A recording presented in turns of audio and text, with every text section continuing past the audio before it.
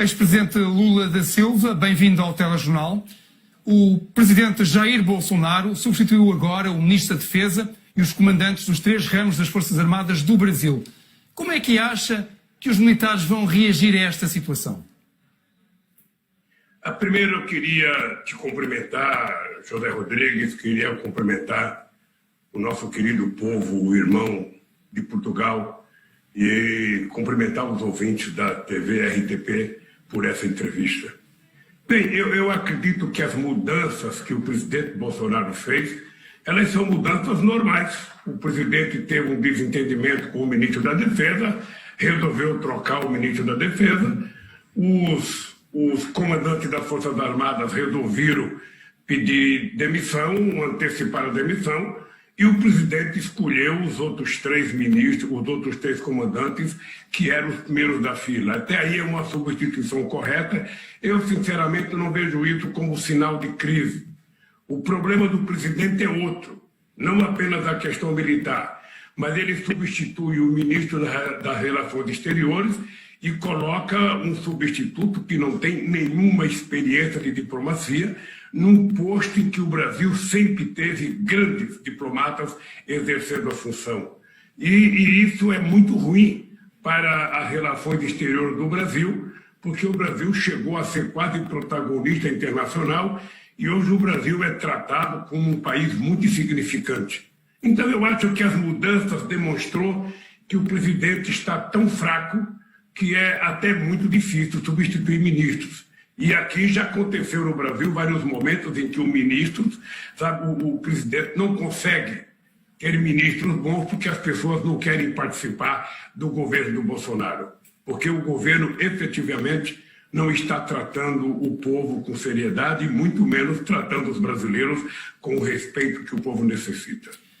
Senhor Ex-Presidente, eu gostaria de falar um pouco sobre o senhor, sobre o seu futuro, sobre o seu presente e também sobre o seu passado, abordando, naturalmente, a questão da recente anulação dos seus julgamentos da 13ª Vara Federal de Curitiba, onde estava o ex-juiz Sérgio Moro, e que significa que o senhor recuperou os seus direitos políticos.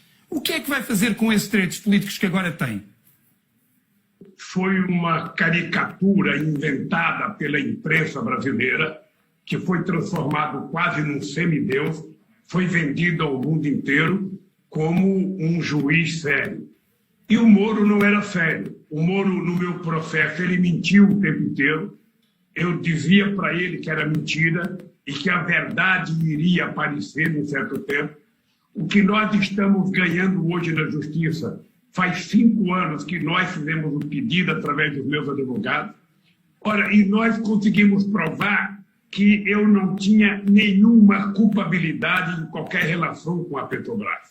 Então, não só eu fui absolvido de toda a relação com a Lava Jato, como o Moro foi considerado suspeito na votação da 2ª turma da Suprema Corte.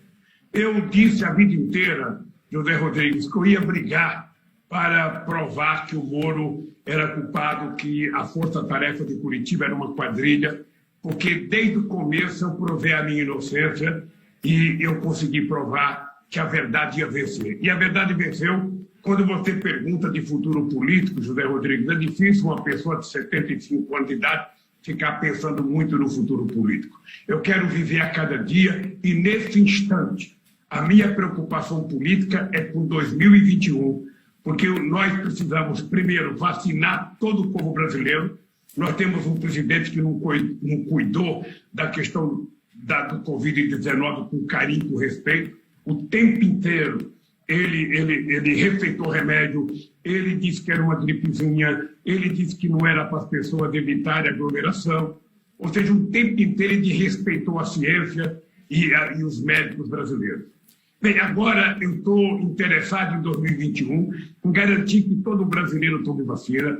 Eu estou interessado em brigar para que o povo brasileiro receba um salário emergencial de pelo menos R$600 para se manter. Eu estou disposto a brigar para que os pequenos e microempresários recebam também uma ajuda emergencial até terminar a Covid-19. E eu estou interessado em que o país tenha uma política de geração de empregos, porque nós tivemos um desemprego de 14,2% anunciado pelo Instituto de Pesquisa desse país, e é praticamente impossível você deixar de imaginar como é que está vivendo a sociedade brasileira, com desemprego, com a queda da massa salarial, e o que é mais importante, José Rodrigues, é que os efeitos da Lava Jato, que tinha sido criada, segundo eles, para combater a corrupção, causou um efeito nefasto na economia brasileira. O prejuízo na arrecadação, o prejuízo que o Brasil teve nos seus investimentos, chegou a 172 bilhões. Foram 4.400.000 pessoas desempregadas por conta de uma loucura, porque você poderia combater a corrupção, você poderia prender o empresário, mas você não precisaria quebrar a empresa. E aqui eles fizeram exatamente o contrário, prenderam as empresas e não tem empresário preso. Os delatores confessaram o crime, receberam metade do que roubaram, estão todos vivendo uma vida de nabarro, e o povo brasileiro, que não teve nada com nada, perdeu o emprego e tem muita gente desempregada no país. Então, 2021, essa é a minha meta, restabelecer a credibilidade do Brasil interna e externa e fazer com que o povo possa tomar café, almoçar e jantar todo dia nesse país. O senhor ex-presidente não quer falar sobre se vai candidatar-se ou não, mas parece estar um pouco em campanha eleitoral. A minha pergunta é se não é se vai candidatar, mas se admite essa possibilidade. Veja, se eu admitir, a manchete do jornal é o seguinte: Lula admite ser candidato a presidente da República. Deixa eu te dizer uma coisa que eu tenho dito no Brasil, José Rodrigues. Necessariamente eu não preciso ser candidato a presidente da República. Obviamente que eu não vou dizer que não sou e não vou dizer que sou. Nós vamos esperar chegar 2022, nós vamos precisar saber como é que está o quadro político. A única verdade que eu sei é que o Bolsonaro não pode continuar governando o Brasil, porque o Brasil é um país generoso, o povo brasileiro é generoso. O Brasil não tem contencioso com nenhum país do mundo.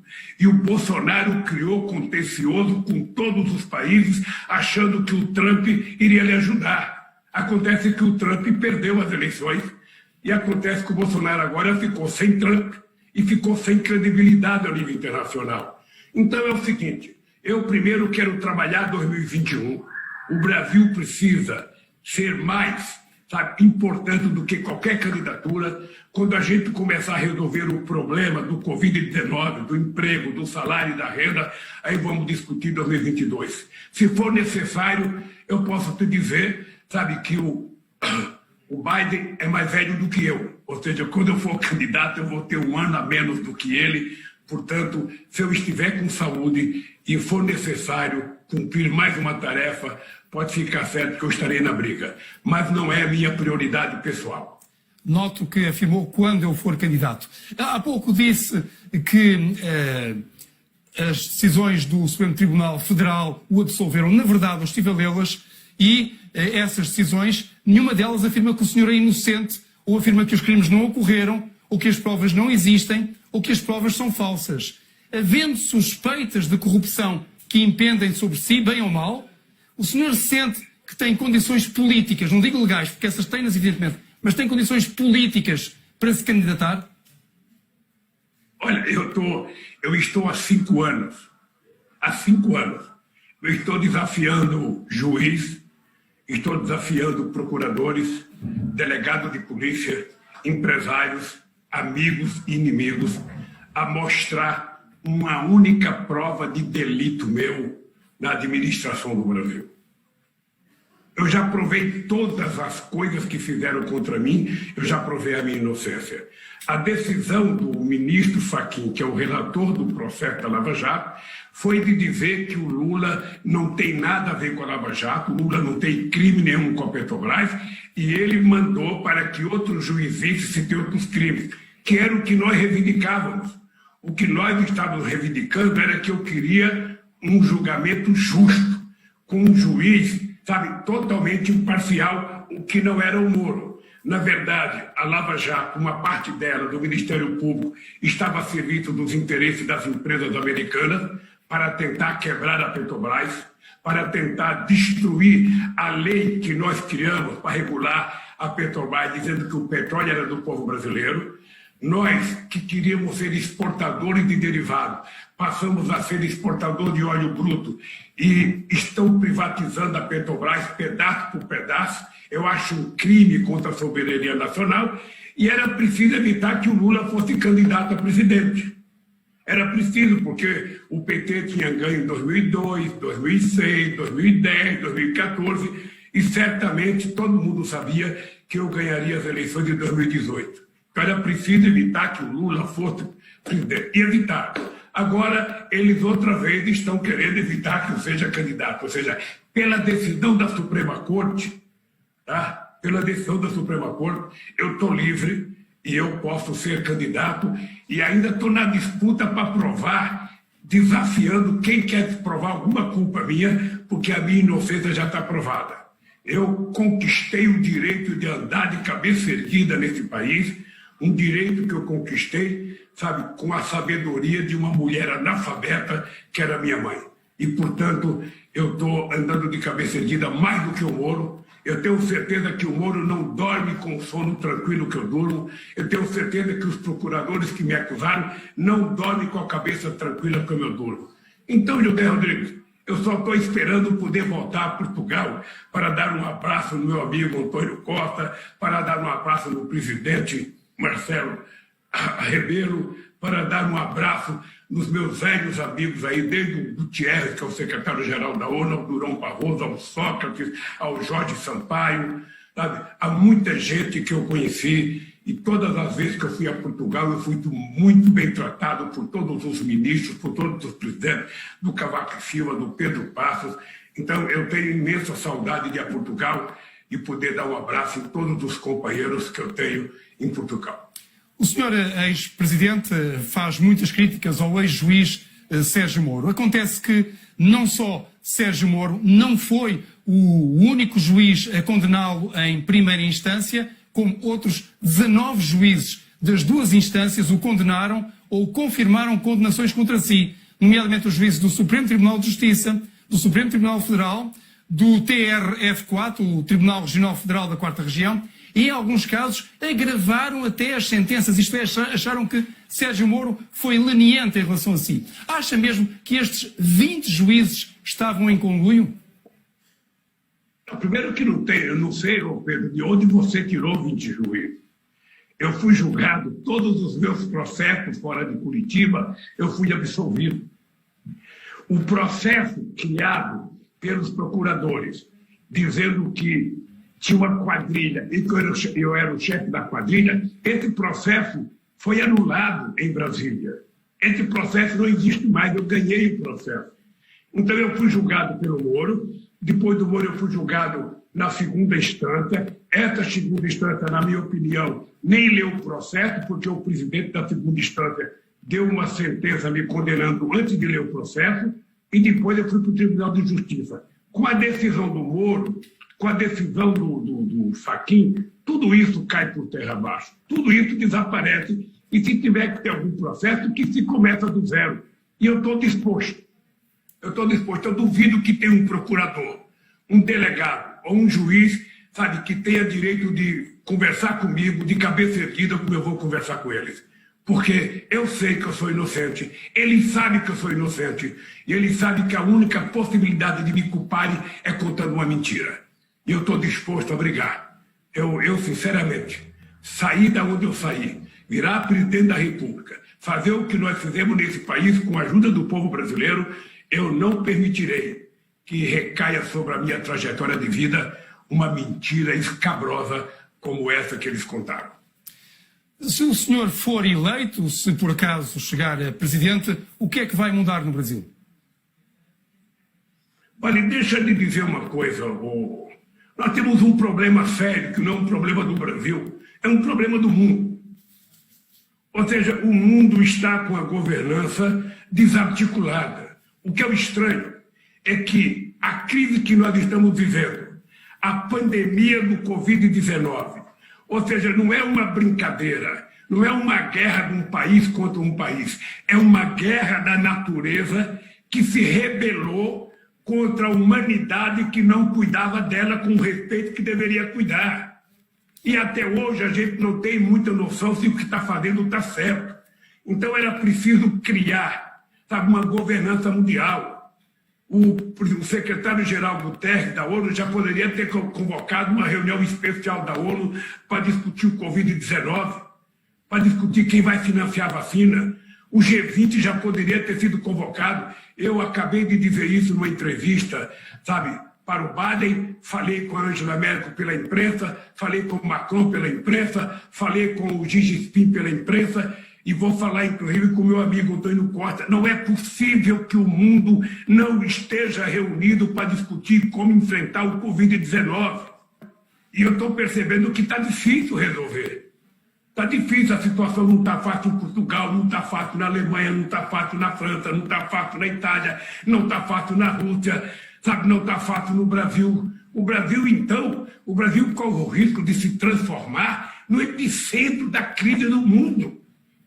Mas era uma pergunta relacionada com a Venezuela. Existe na Venezuela uma enorme comunidade portuguesa e nos últimos anos muitos têm fugido do país e regressado a Portugal devido ao constante degradar da situação. O senhor apoiou a Venezuela quando era presidente e até disse recentemente que Nicolás Maduro tem grandeza política. Ora, eu estive aqui a ver o relatório de uma organização de defesa dos direitos humanos, o Human Rights Watch, referente à Venezuela em 2021, que responsabiliza o regime de Nicolás Maduro de subnutrição no seu país, de ter milhões de pessoas sem acesso a cuidados de saúde primários, de atrocidades, de detenção de opositores, de desaparecimento de opositores, de tortura e de crimes contra a humanidade. E a Amnistia Internacional, outra organização de defesa dos direitos humanos, sobre a Venezuela e sobre o regime de Nicolás Maduro, disse que este regime é responsável por execuções extrajudiciais, detenções arbitrárias, uso excessivo de força, prisioneiros de consciência, silenciamento da oposição e crimes contra a humanidade. Como é que isto se compadece com a definição de Nicolás Maduro como um governante com grandeza política? José Rodrigues, me desculpe. Eu acho que nesse momento da história da humanidade, com a crise financeira que estamos vivendo e com o Covid-19, com essa pandemia, a Venezuela é um problema dos venezuelanos. A democracia de Portugal depende do povo de Portugal. A democracia do Brasil depende do povo brasileiro. E a democracia da Venezuela depende do povo da Venezuela. Eu fiquei envergonhado quando eu vi líderes europeus acompanhar o Trump e tentar eleger um embuste para ser o presidente, que era aquele Guaidó. Com todos os defeitos, teve uma eleição na Venezuela que foi acompanhada por muita gente do mundo e ninguém disse que as eleições foram roubadas. Eu acompanho a crise da Venezuela desde 2002. Eu já criei um grupo de amigos para cuidar da Venezuela. Já pedi para muitas autoridades portuguesas visitar a Venezuela, que tem 400 mil portugueses. Ou seja, eu acho que se o Maduro está errado, é um problema do povo da Venezuela mudar. Como no Brasil o povo elegeu o Bolsonaro. Ora, nós temos que aprender e lutar para que a gente, daqui a 2 anos, tire o Bolsonaro. O povo pode tirar o Maduro amanhã.